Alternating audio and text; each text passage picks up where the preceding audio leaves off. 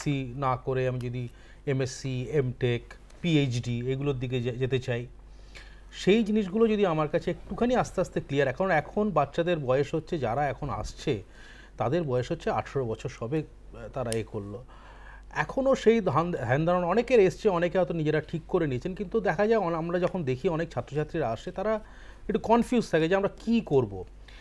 এখন এই সময়টা বাবা মাদের বিশেষ করে একটুখানি বসা উচিত নিজেদের বাচ্চাদের সঙ্গে, বসে তাদের একটা এম ইন লাইফটা ঠিক করে নেওয়া উচিত। আমি কী করা উচিত, আমার কি সত্যি এখন আমার একটু সায়েন্স নিয়ে পড়া উচিত কিনা, কারণ বাবা মারাই অ্যাকচুয়ালি বাচ্চাদের দেখেছেন ছোটোবেলা থেকে বড় হতে, তাদের একটা ইন্টারেস্টটা কোন দিকে আছে সেটা সবচেয়ে ভালো বোঝেন বাবা মারা। একটু ইন্টারাপ্ট করছি, এই মুহূর্তে মদিয়ালি থেকে তরুণ কুমার ঘোষ আমাদের সঙ্গে রয়েছেন। ফোকাস বাংলায় স্বাগত, বলুন প্লিজ। হ্যালো, হ্যাঁ বলুন। আমি বলতে চাইছি যে আমার মেয়ে এবার ইলেকট্রনিক্সে অনার্স নিয়ে ভর্তি হয়েছে একটি কলেজে। আচ্ছা, তো ও কি করতে পারবে? এখনো কি ফিউচার আছে একটু বলুন না। আপনি শুনতে থাকুন।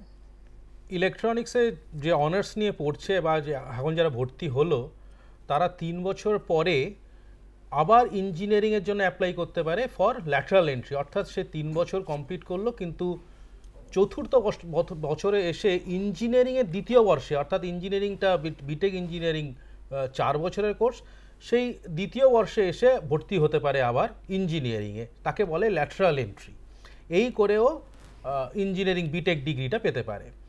এছাড়াও এমএসসি করতে পারে ইলেকট্রনিক্সে, পিএইচডি করতে পারে, এর অনেকগুলো সুযোগ রয়েছে। আর আপনি যদি একটু বলেন যে আরও একবার আমরা শেষ করব এই জায়গা থেকে, আমাদের সময় একদমই কম, যে টেকনো ইন্ডিয়াকে কেন আমরা বাঁচবো, এবং আপনি বলছিলেন অনেকগুলো দিক আছে এবং যাদবপুর ইউনিভার্সিটির সঙ্গেও তুলনা করছিলেন আপনি, যেটা তার থেকেও আপনি এগিয়ে রাখছেন টেকনো ইন্ডিয়াকে। আমি না যে কোনো সময় যে কোনো ধরনের এরকম ডিসকাশনে শ্রীমা অফ পন্ডিচেরির কথা বলি, এবং সেটা আজকেও একবার করবো, স্টুডেন্টসদের জন্যই বলবো। মা বলছেন যে the flame of aspiration must be so straight and so ardent that no obstacle will be able to dissolve it. তো সেই অ্যাসপিরেশনটা থাকতে হবে, যাই পড়ি যাই করি জীবনে, যাই করি তার মধ্যে খুব হচ্ছে আমাদের এই যে গঠনমূলক, আমাদের যে চরিত্র গঠন হচ্ছে, আমাদের ক্যারিয়ার গঠন হচ্ছে সেই সময়। এবং শ্রীমা আবার বলছেন অল সিনসিয়ার প্রেয়ার্স আর গ্রান্টেড, অল কলস আর আনসার্ড। সুতরাং আমাকে সিনসিয়ারলি করতে হবে। আমার মনে হয়েছে যে টেকনো ইন্ডিয়া, দেখুন আমরা তো এসছি ডেফিনেট, কিন্তু এটা 30 বছর ধরে they are in this line, এবং বোথ দ্য প্রমোটার্স, মানে the founder chairman Gautam Roychowdhury, সাথে ওনার ভাই the managing director Satyam Roychowdhury, must have that flair of the aspiration and flame. করে আজকে পড়াশুনো কী করছে, they trying to make it, যে ছেলেদের পড়াশুনো করে কী করে করা হচ্ছে। এখানে ইউনিভার্সিটিতে আমরা তো ডাব্লিউটি কিছু কম্পালশনস ছিল, ইউনিভার্সিটিতে একটা সুবিধা হচ্ছে আমরা মিড টার্ম 1 করছি 1.5 মাস বাদে, আবার 1.5 মাসে মিড টার্ম 2, তারপর এন্ড সেম।